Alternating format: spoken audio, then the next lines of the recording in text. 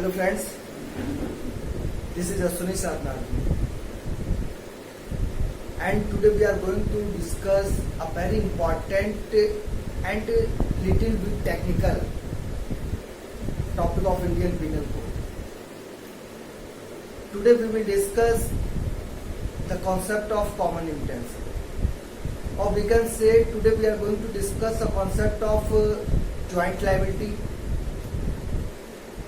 constructive criminal liability, or vicarious liability under criminal law.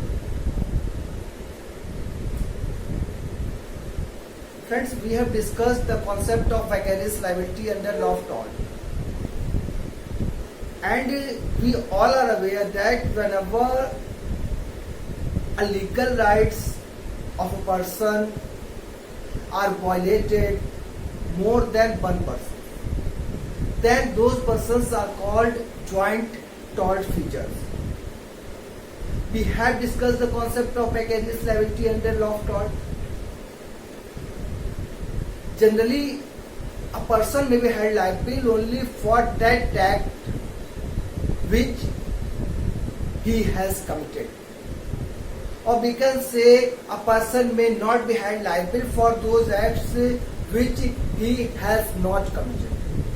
But there is an exception of this general rule, that is the vicarious liability. Under vicarious liability, a person may be held liable for the act of those persons, for the act of other persons. And that person may be held liable due to the relationship of master or servant, principal or agent, and partners in a partnership form.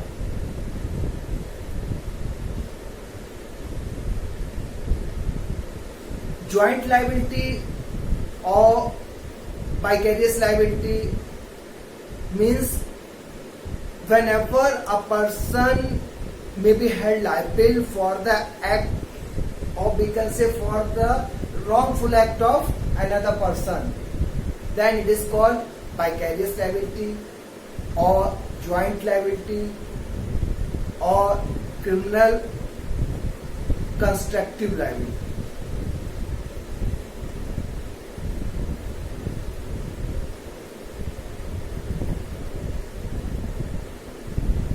Whenever we discuss the concept of joint liability under criminal law, then section 34 to section 38 and section 149 deals with the joint liability under criminal law. Now question arises, what is criminal liability? We have discussed under the concept of criminal law that a person may be held liable when there are fulfillment of two conditions, that is actus reus and mens rea, or we can say crime is equal to actus reus plus mens rea. Under the maxim actus non facit reum nisi mens rea, we have discussed that mere act does not make a person offender or liable under criminal law unless he has a guilty mind. If a person has not a guilty mind, then any wrongful act don't make that person an offender. Now question arises, what is the meaning of criminal liability?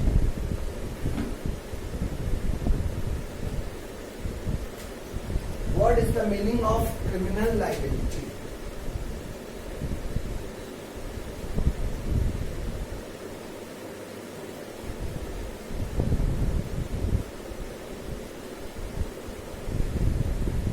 What is the meaning of criminal liability? We have discussed that crime is equal to act, not act. It must be act. Because in an act, if the A is capital, then it means act statute, not action. crime is equal to act plus mens rea. Mens rea means mental element. We have discussed that crime is equal to act plus mens rea, and mens rea means mental element. Now question arises, what is the criminal liability of a person under criminal law? Criminal liability means mental element of a person. Criminal liability means, or we can say, under the Indian Penal Code, the criminal liability of a person is determined according to the manner in which he becomes associated in a crime. Or we can say criminal liability means mental element of crime. In easy words, we can say whether a person is in position to know what is right and what is wrong, what is just and what is unjust. Whether he is in position to decide what will be the consequences of the act which he is going to be done. So the mental element decides the criminal liability of a person in criminal law. Now, a person may be a participant in a crime in 4 ways. A person may be a participant in a crime in 4 ways. First,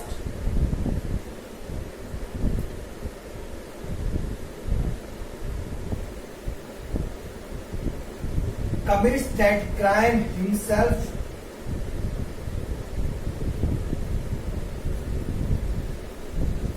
If a person commits a crime himself, then he may be a participant in that crime. Next,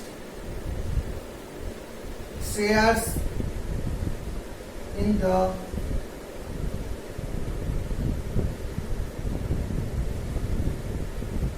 commission of the crime.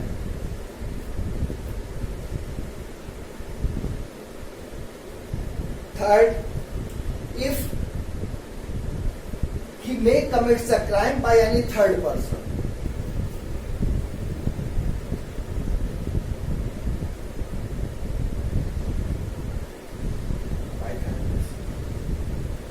Fourth, when he helps the offender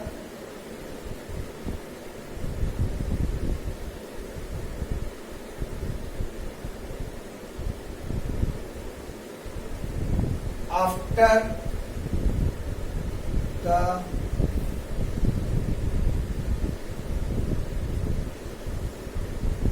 commitment of crime. A person may be a participant in a crime in the 4 ways. First one is commits himself. Whenever a person commits a crime himself, then there is no problem to decide the liability of the offender. If a person commits the crime himself, then he is offender, and there is no difficulty to decide the liability of that. And the third and fourth point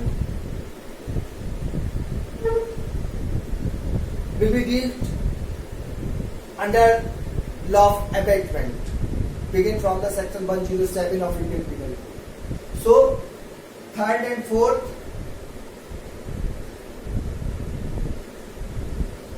under abatement. If any person abates another person to commit any crime, then it comes under the law of abatement. And if any person helps the offender after the commitment of that crime, It is also comes under the rule of abatement. Now the most important point is second, shares in the commission of the crime. Means whenever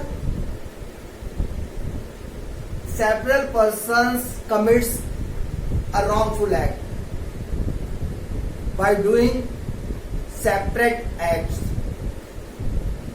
then it is very difficult to decide the criminal liability of all the persons.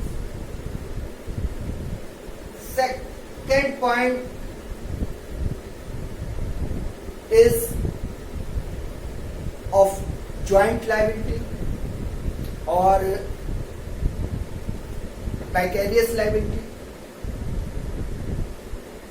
The concept of joint liability under penal code, as we discussed earlier, deals with section 34 to section 38 and section 149.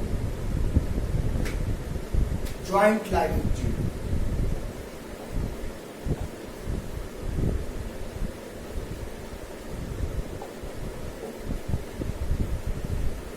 Section 34 to section 38 and section 149. Section 34 to 38 is a concept of common intention, and section 149 common object. Today in this very lecture we will discuss the concept of common intention. Section 34 provides the provision about the common intention. Now we will discuss the section 34 of Indian Penal Code. Section 34 of Indian Penal Code provides that when a criminal act is done by several persons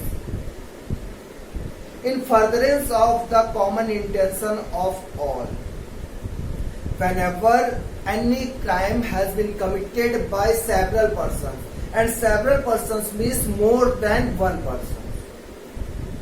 Section 34 provides that whenever any crime has been committed by the several persons means more than one person, and in the furtherance of the common intention of all, then each of such person is liable for that act in the same manner as if it were done by him alone. This is section 34.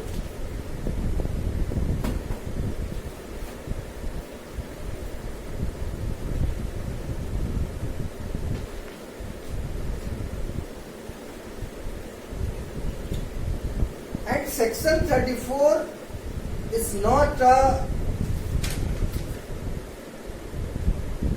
substantive offense, or we can say section 34 does not create any offense. Section 34 is only a rule of evidence. It is very important question. Section 34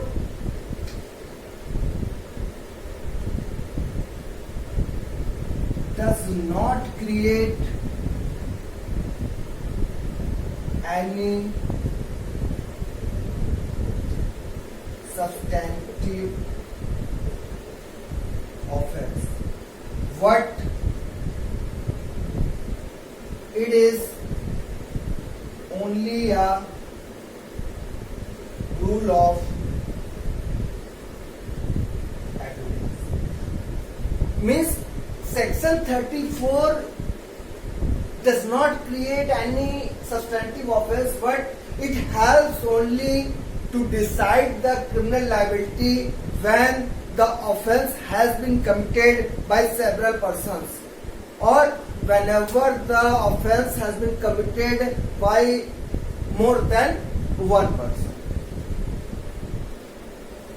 Now we will discuss the essential element of section 34, because by the essential element of section 34 we are in position to understand the real meaning or the real rule under section 34 of Indian Penal Code. We have discussed that section 34 is a concept of joint liability, and the concept of joint liability means whenever a crime has been committed by more than one person, so by the several persons, then what will be the criteria to decide the criminal liability of all the offenders. Section 34 provides that whenever any wrongful act has been committed by several persons or more than one persons in furtherance of common intention to all, then the law presumes that every person will be liable as that act has been committed by alone of that person. This is section 34.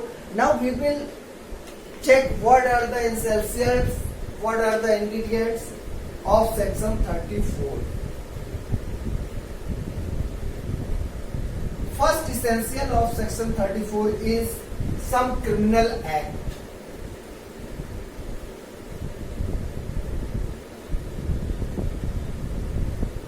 Nothing is important. There must be some criminal act. Second is by more than one person, or we can say several persons, or by more than one person. Third, in furtherance of the common intention of all. In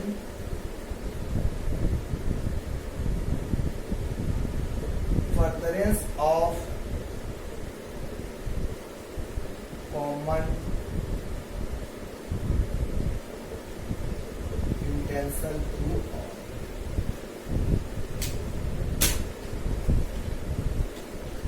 Fourth, pre-arranged plan. It is the most important aspect or the essentials of common intention. That is pre-arranged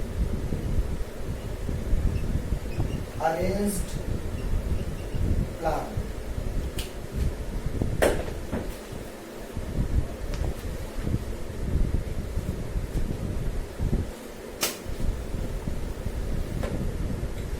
Pre-arranged plan means prior meeting of mind. Offenders, whatever are going to be done,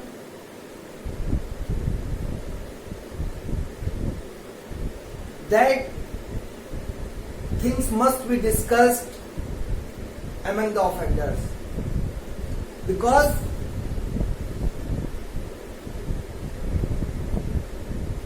for common intention the most important element is the pre-arranged plan or prior meeting of mind, or the common intention must be discussed among the offenders.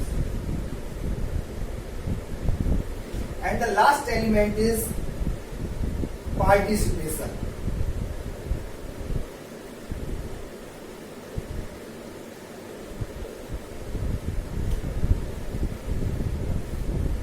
There must be a criminal act by more than one person in furtherance.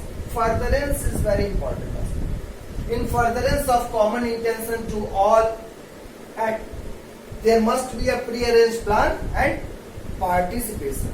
Or we can say, for section 34, there are two most important elements. That is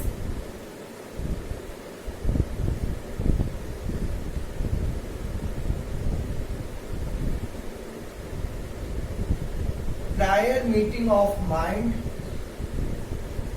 and second is participation.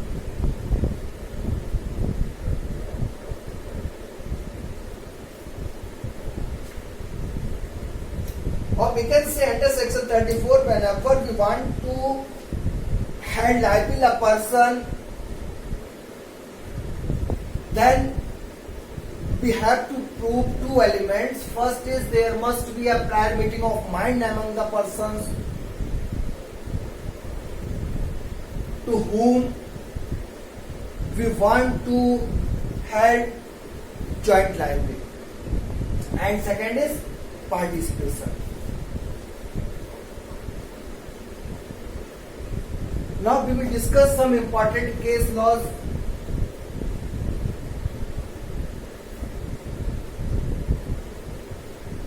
On the topic of common interest. The first important case on the topic is Virendra Kumar Ghosh versus Emperor. Virendra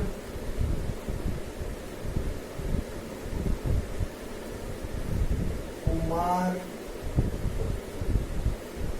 Ghosh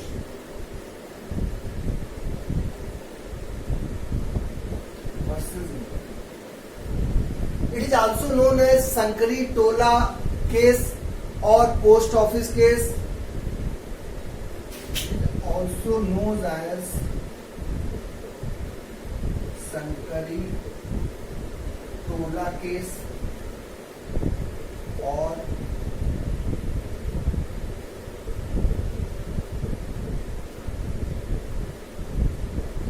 post office case. Virendra Kumar Ghosh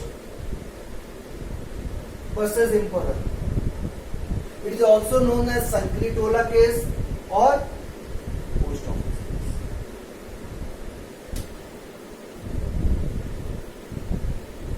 देखिए हम लोग जो है वो एक concept पढ़ रहे हैं.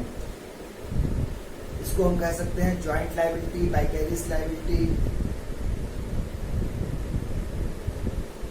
क्रिमिनल कंस्ट्रक्टिव लायबिलिटी और कंस्ट्रक्टिव क्रिमिनल लायबिलिटी. कंस्ट्रक्टिव का मतलब होता है कि जो चीज डायरेक्ट नहीं की गई है लेकिन हम प्रिज्यूम कर लेते हैं कि हाँ ऐसा किया गया है. जैसे नोटिस जब आप पढ़ेंगे, एविडेंस में पढ़ेंगे और कई जगह पढ़ेंगे तो नोटिस भी दो तरह का होता है. एक एक्चुअल होता है, एक कंस्ट्रक्टिव होता है. कुछ चीजें प्रिज्यूम कर ली जाती हैं तो वो कंस्ट्रक्टिव में आ जाता है.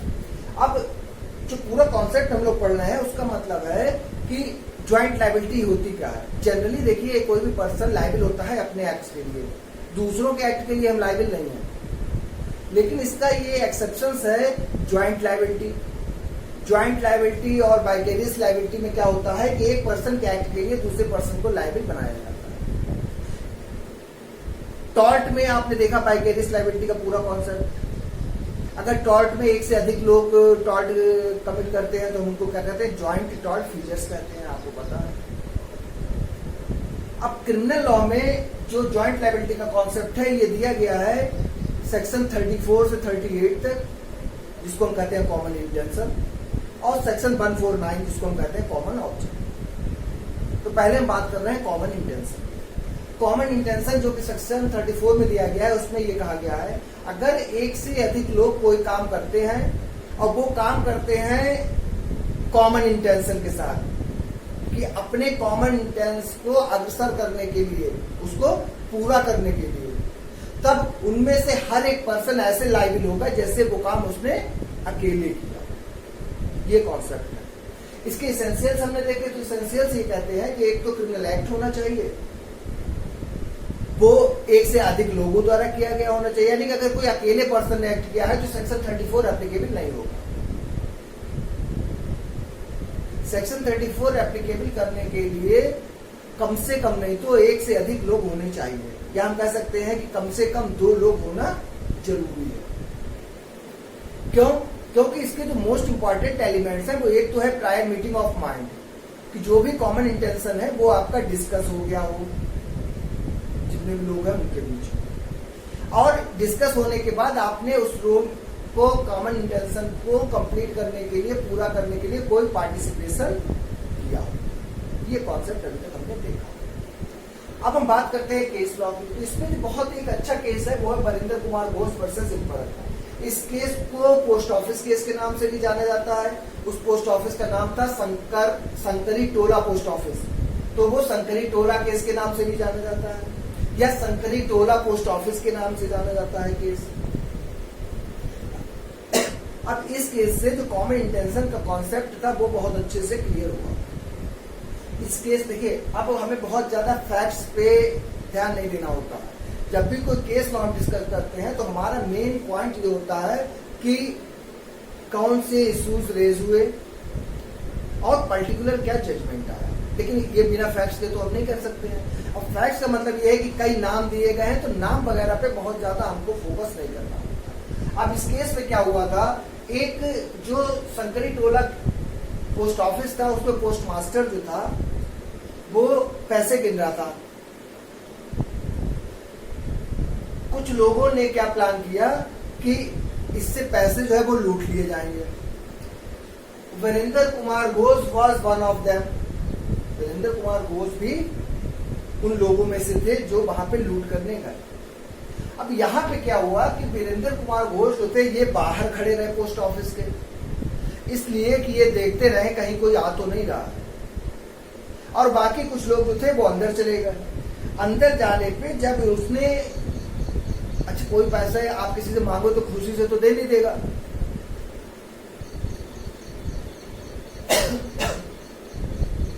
तो इन्होंने क्या किया, उससे पैसे जब उसने नहीं दिए तो इन्होंने पिस्टल से फायर कुछ लोगों ने कर दिया। और फायर करने के बाद जो है ये भागे वहां से। वीरेंद्र कुमार घोष पकड़े गए। अब क्वेश्चन ये आया, मेन जो कोर्ट को डिसाइड करना था कि क्या वीरेंद्र कुमार घोष को मर्डर के लिए लायबिल किया जा सकता है, क्योंकि गोली तो इन्होंने नहीं मारी है, इन्होंने उसको मारा नहीं है। तो ये कॉमन क्वेश्चन अराइज हुआ कॉमन इंटेंशन का, कि अगर एक से ज्यादा लोग काम करते हैं तो ये वैसे ही लायबिलिटी होगी जैसे उसने अकेले किया हो। तो यहाँ पे कोर्ट ने ये जजमेंट दिया कि देखिए वीरेंद्र कुमार घोष को लायबिल बनाया जाएगा under section 302 of Indian penal code, right with section 34 of Indian penal code. क्यों? क्योंकि कोर्ट का ये कहना था कि जब चार लोग कोई ऑफेंस करने जाते हैं तो ये जरूरी नहीं कि वो चारों एक ही काम करें, लेकिन उनके बीच में मीटिंग हो गई है, प्रायर मीटिंग ऑफ माइंड है कि उन्हें लूटने जाना है। अच्छा, अब जैसे कि वीरेंद्र कुमार घोष का है कि हमने जो प्लानिंग की थी वो लूटने के लिए की थी, हमने ये थोड़ी नहीं कहा था कि हम उसको मारने जा रहे हैं। लेकिन ये भी है कि अगर सबको, कॉमन पर्सन को पता है, प्रूडेंट पर्सन को पता है, अगर चार लोग चारों हथियार लेके किसी के घर में लूटने जा रहे हैं, ठीक है, तो ऐसा तो है नहीं कि अगर वो लोग उसको पकड़ने लगेंगे तो वो जो है मारेंगे नहीं उनको। तो ये प्रिज्यूम किया जा सकता है इसलिए कि अगर उनको इसलिए लूटने को नहीं मिलेगा तो वो किसी का मर्डर भी करेंगे। ये तो उसमें अंडरस्टूड है। कोर्ट ने ये भी कहा कि जो लोग बाहर खड़े रहते हैं, कुछ नहीं करते हैं, अब आप क्या कर रहे हो, आप पूरी एड कर रहे हो, क्योंकि अंदर वो लोग इसलिए काम इसीलिए कर पा रहे हैं क्योंकि उनको पता है कि बाहर आप खड़े हुए हो, और अगर पुलिस या कोई भी और पर्सन आएगा तो आप तुरंत उनको बता दोगे कि ये लोग आए हुए हैं, तो आपकी लायबिलिटी भी उतनी ही होगी जितनी की उसकी है जिसने गोली चलाई। So in the case of Virendra Kumar Ghosh versus Emperor में कॉमन इंटेंशन का ये कॉन्सेप्ट दिया गया और वीरेंद्र कुमार घोष को लायबिल बनाया गया। इसके बाद बहुत इंपॉर्टेंट केस इस पे आया है, महबूब Shah versus इम्परल।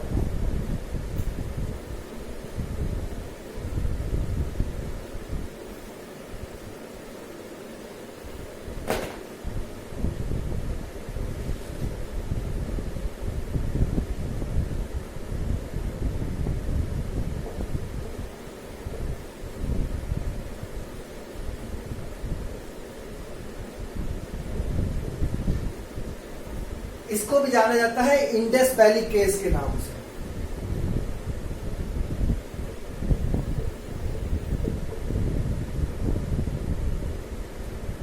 It's also known as Indus valley case, Mehboob Shah versus emperor. बहुत ही आप कह सकते हैं कॉमन इंटेंशन का पूरा जिस्ट इसमें दिया हुआ है। अब देखिए इसमें जब आप बुक से पढ़ेंगे तो इसमें कई नाम है, अलाहाबाद आया, महबूब सा आया, उसका बली सा आया, ये हमें मेन कॉन्सेप्ट ध्यान रखना है। आप देखिए इसमें हुआ क्या, एक्चुअली में इस केस में क्या हुआ कि कुछ लोग जो थे वो उसमें रीड्स दिया हुआ है, एक क्रॉप होती है जो पानी में उगती है।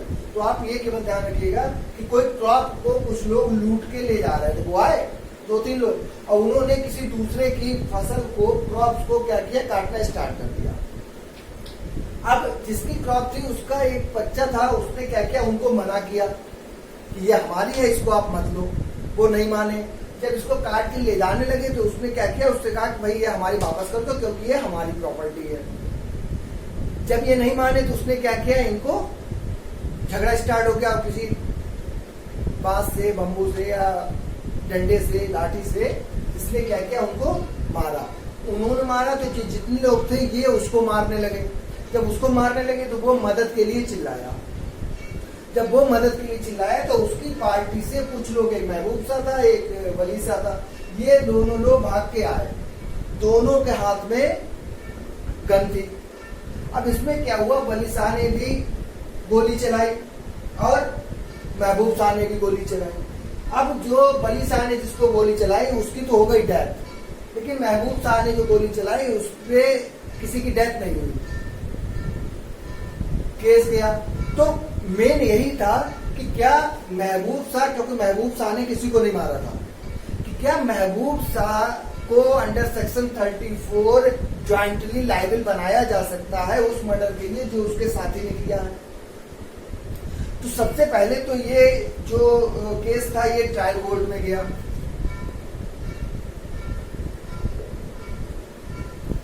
ट्रायल कोर्ट में महबूब शाह को 7 इयर्स का पनिशमेंट दिया गया। इसके बाद ये केस चला गया लाहौर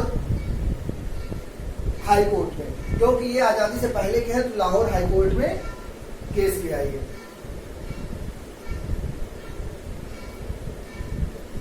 लाहौर हाई कोर्ट में क्या किया, महबूब साहब को डेथ पेनाल्टी दे दी।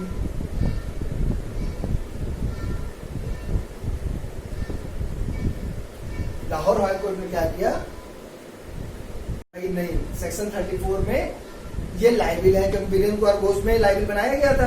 वीरेंद्र कुमार घोष पहले आ गया था, ये आ गया था आपका 23 में और ये आया है 43 में, मतलब 1823 में आपका वीरेंद्र कुमार घोष और 1843 में महबूब साहब का केस आया। अब यहाँ क्या हुआ, जब लाहौर हाई कोर्ट में इसको डेथ पनिशमेंट दे दिया गया, at that time the apex court was privy council. वहां पे प्रिवी काउंसिल जो था वो अपेक्स कोर्ट था, यानी कि जो लास्ट अपील जाती थी, क्योंकि आज की डेट में हमारा अपेक्स कोर्ट क्या है, सुप्रीम कोर्ट है, लेकिन उस समय जो अपेक्स कोर्ट था वो प्रिवी काउंसिल था। अब प्रिवी काउंसिल में ये केस पहुंचा। बहुत मजेदार और इंटरेस्टिंग ये केस है, आप अगर देखेंगे तो आपको मजा भी आने लगेगा, मजा तभी आने लगेगा अगर पढ़ोगे, क्या पढ़े मजा नहीं। अब प्रिवी काउंसिल में जब ये केस गया तो प्रिवी काउंसिल के सामने मोस्ट इंपॉर्टेंट क्वेश्चन था whether Mahboob Shah may be held liable for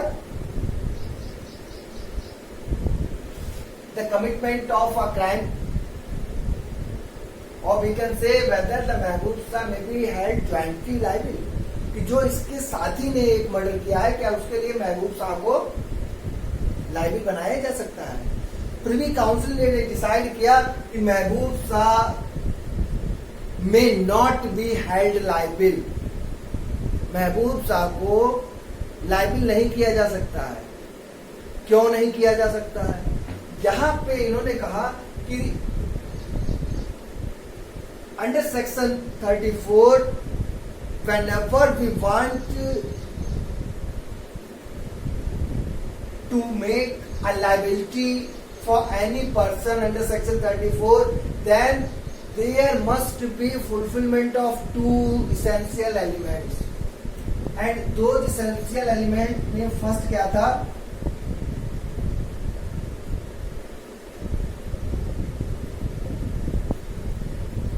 prior meeting of mind, and in the case of Mahbub Shah versus Emperor, there is no prior meeting of mind between the Mahboob and Wali Sa, or there is no prior meeting of mind between the Mahboob and his partner. So when there is no prior meeting of mind, then Mahboob may not be held liable for the wrongful act of his partner. क्योंकि जब prior meeting of mind हुआ ही नहीं है तब इसको लायबिल नहीं बनाया जा सकता. And in this case the court provides a very important aspect, or we can say the court provides the difference between common intention and similar intention.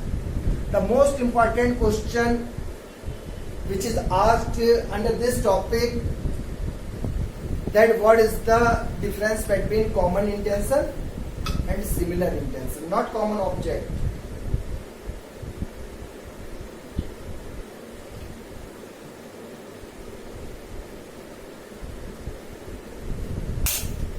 Hindi में इसको कहते हैं सामान्य आशय.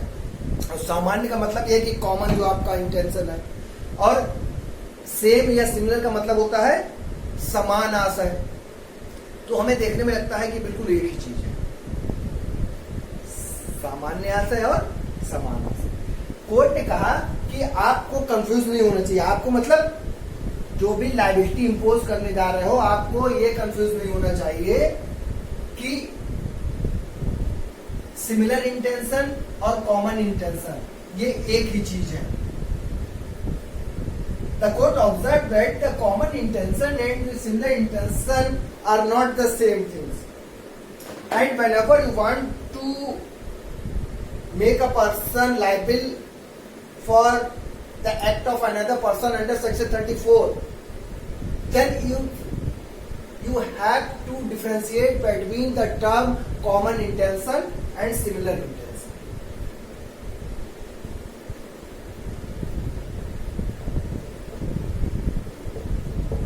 Common intention, that is section 34.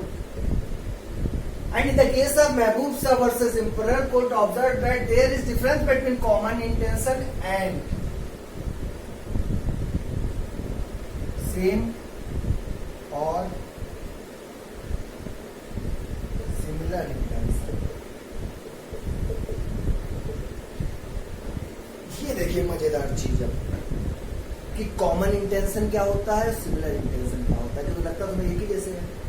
अब इसको देखिए हम समझाने के लिए एक इलस्ट्रेशन लेंगे आपको, तो वो इलस्ट्रेशन आपके दिमाग में रहेगा, आपको हमेशा जो है वो ध्यान आ जाएगा. अब इलस्ट्रेशन ये है, जैसे मान लीजिए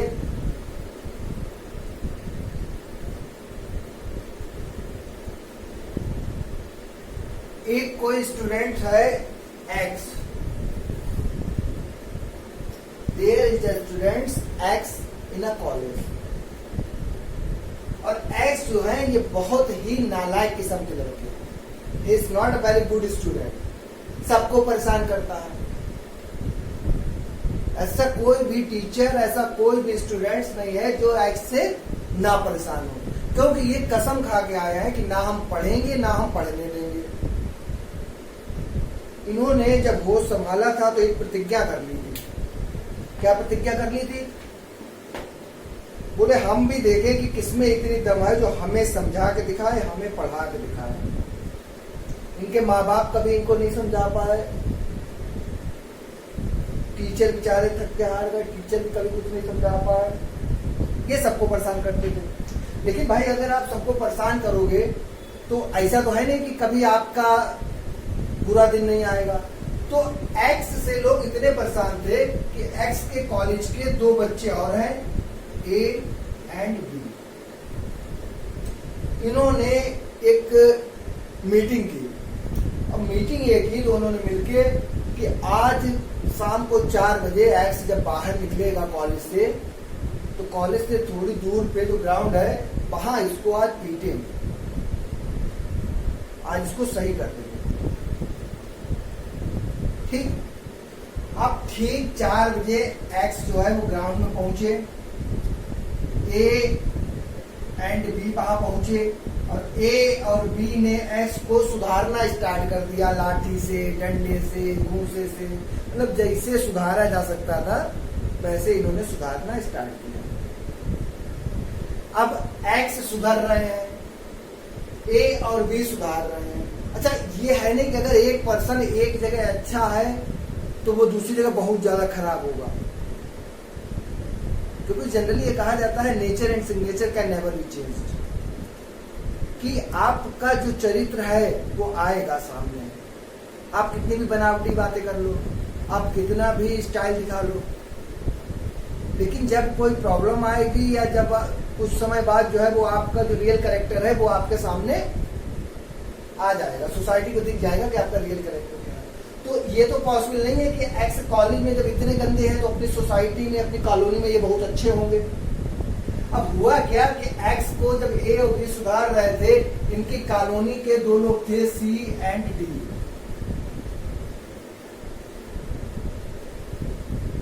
ये उधर से निकल रहे थे। सी और डी ने जैसे ही देखा कि एक्स को सुधारा जा रहा है, परेशान ये भी बहुत थे, ठीक है।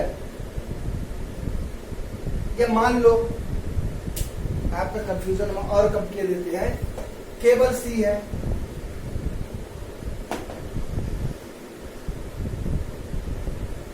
सी उधर से निकलना था, इसने देखा कि अरे एक्स तो सुधर रहे हैं, मौका देख के सी आया और सी ने भी एक्स को सुधारना स्टार्ट कर दिया। अब एक्स को तीन लोग सुधार रहे हैं, ए और बी भी सुधार रहे हैं और सी भी सुधार रहा है। मान लो इसी इलस्ट्रेशन में हम ये भी ले सकते थे, सी और डी दो लोग थे तो दोनों सुधार रहे हैं, इतना हो गया। अब यहां से आपकी टेक्निकलिटी स्टार्ट होती है। यहां देखिए, जो ए और बी के बीच का इंटेंशन है, it is called common intention.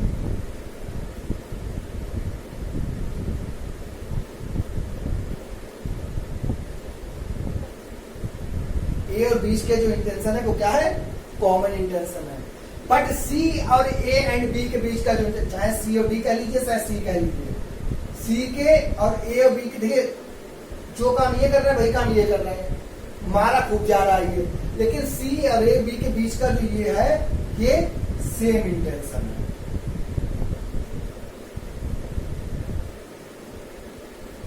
Clear? ये ए और बी के बीच कॉमन इंटेंशन है, ए बी और सी के बीच में सेम इंटेंशन है। क्यों? आगे से ये ध्यान रखिएगा, कभी भी कोई पॉइंट हमें देखना हो तो आप केवल ये देख लो कि हम जो चीज डिसाइड करने जा रहे हैं कि ये कॉमन इंटेंशन है या नहीं है, तो आप ये देखो कि इसके होने के लिए इसेंशियल एलिमेंट्स क्या है। अब सेक्शन 34 के जो दोनों इसेंशियल एलिमेंट्स हैं, वो फर्स्ट क्या कहता है?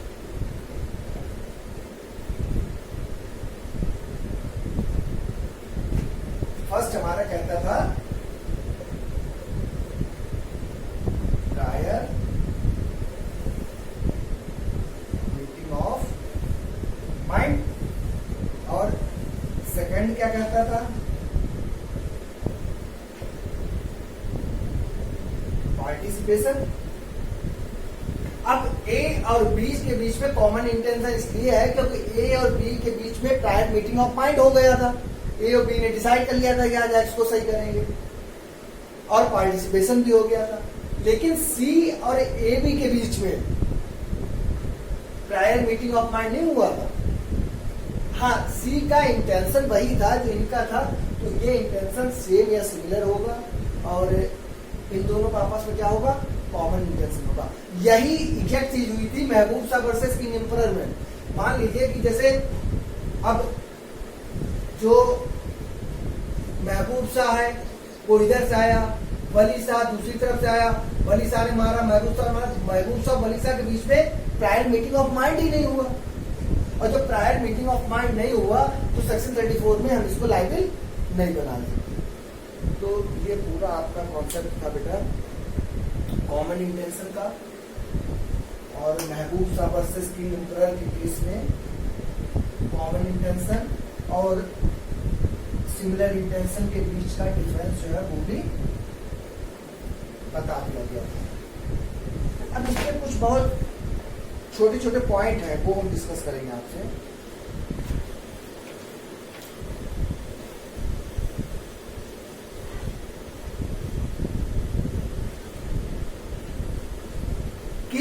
ये तो हमने डिस्कस कर लिया कि प्रायर मीटिंग ऑफ माइंड होना चाहिए, लेकिन ये कोई भी जरूरी नहीं है कि प्रायर मीटिंग ऑफ माइंड बहुत पहले ही हो।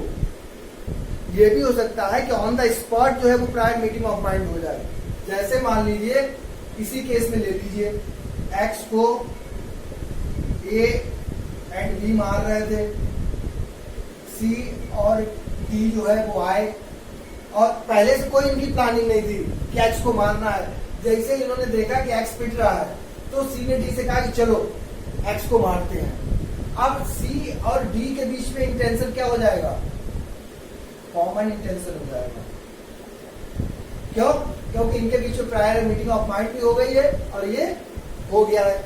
ऐसे ही ए और बी, जबकि इन्होंने एक दिन पहले ये 1 घंटे पहले अपनी मीटिंग कर ली थी कि 4 बजे एक्स को मारेंगे, तो इनके बीच में भी क्या है? कॉमन इंटेंशन है। लेकिन सी और डी और ए और बी के बीच में, इनके अगर हम बीच में देखें तो इनके बीच में कॉमन इंटेंशन नहीं, क्योंकि इनकी और इनकी प्रायर मीटिंग ऑफ माइंड नहीं हुई है। तो इनके बीच में क्या होगा? सेम इंटेंशन होगा। तो एक केस हुआ था Rishi Dev Pandey versus state of UP.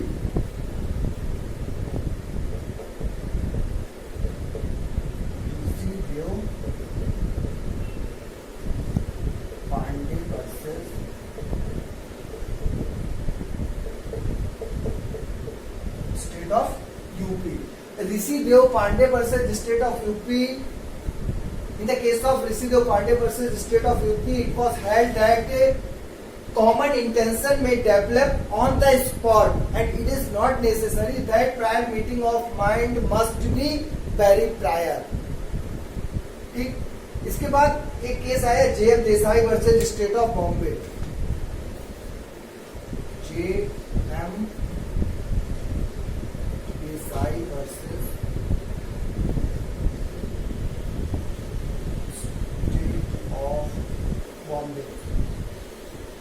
Actually में क्वेश्चन ये था कि देखिए, जब भी कॉमन इंटेंशन में, क्योंकि हमको पता है कि इन्होंने कहा कि तो प्रायर मीटिंग ऑफ माइंड हो और पार्टिसिपेशन हो, तो क्वेश्चन ये रहा हुआ कि क्या पार्टिसिपेशन के लिए हर पर्सन का ऑन द स्पॉट पे प्रेजेंट रहना जरूरी है? तो पहले तो यही कॉन्सेप्ट था कि हर पर्सन, क्योंकि पार्टिसिपेशन भी चाहिए। अब पार्टिसिपेशन अगर चाहिए है तो पार्टिसिपेशन के लिए आपको ऑन द स्पॉट रहना होगा, तभी आप लाइव बनेंगे। लेकिन JM देसाई के केस में थोड़ा चेंज हुआ ये कॉन्सेप्ट।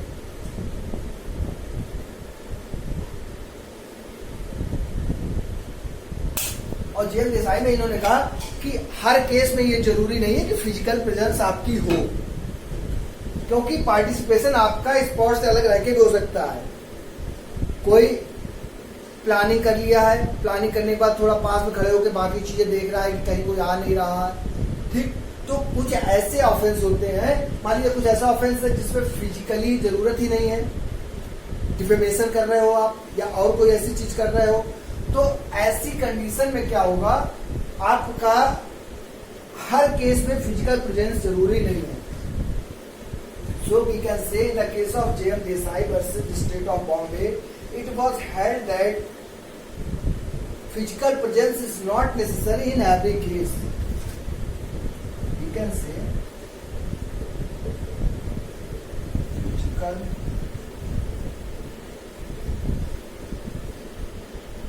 is not necessary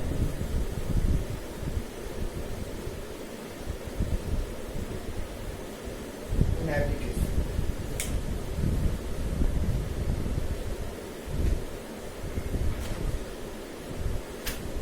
बेटा एक और case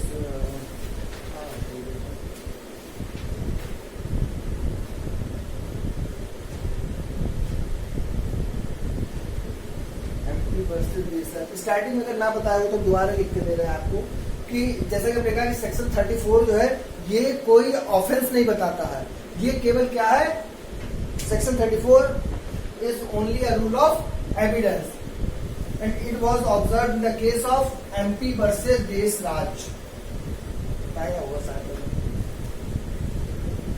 Section 34 is a rule of It was observed in the case of empty versus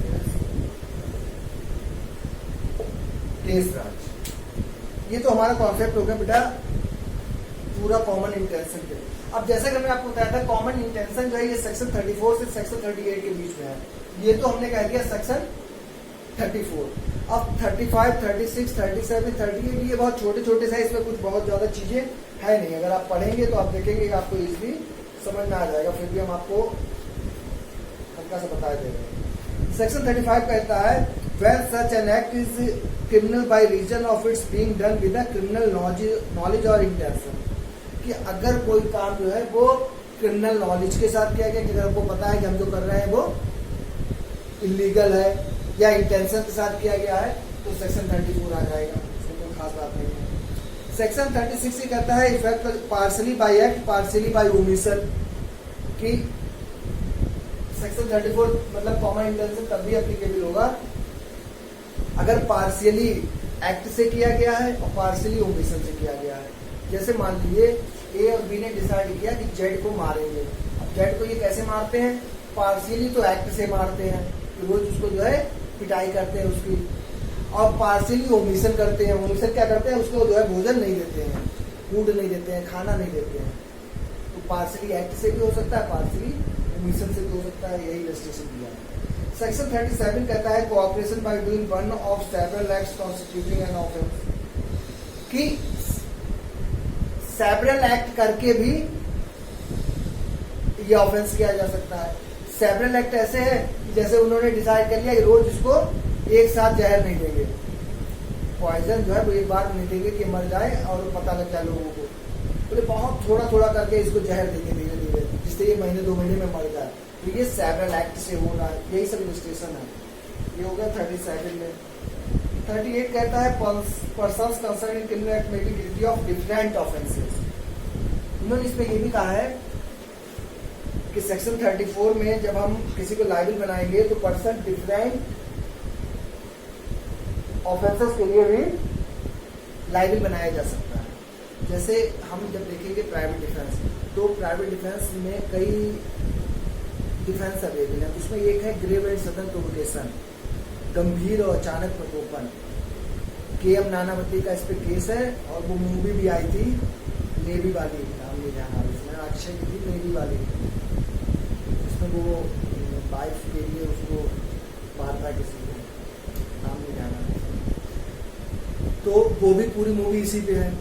तो ये ग्रेव एंड सडन प्रोवोकेशन मतलब होता है अगर किसी को एकदम से किसी की बात से कोई प्रोवोक करे, अगर तो मान लीजिए ए को बी ने प्रोवोक किया और उस प्रोवोकेशन की वजह से ए जो है वो बी को मार रहा है उस समय। अब एक्स जो है इसको कोई प्रोवोकेशन नहीं हुआ, लेकिन ये भी बी को मरवाना चाहता था, तो इसने ए से कहा कि हाँ मार दो इसे, मार दो, जान से मार दो इसको, आज खूब मार दो, जान से मार दो बिल्कुल। तो हो सकता है कि ए को केवल कल्पोबल होमिसाइड के लिए जो है वो लायबल ठहराया जाए, क्योंकि ये ग्रेव एंड सडन प्रोवोकेशन के एक्सेप्शन में चला जाएगा।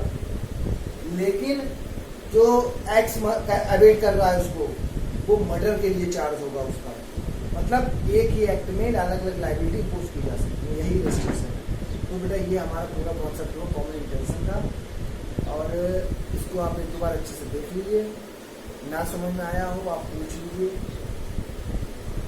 और पूछने का ज़्यादा अच्छा तरीका यही है कि आप, हमने जो है व्हाट्सअप नंबर अपना दे रखा है, आप व्हाट्सअप कर दीजिए हमें, जब भी हम फ्री होंगे तो आपका रिप्लाई जरूर करेंगे।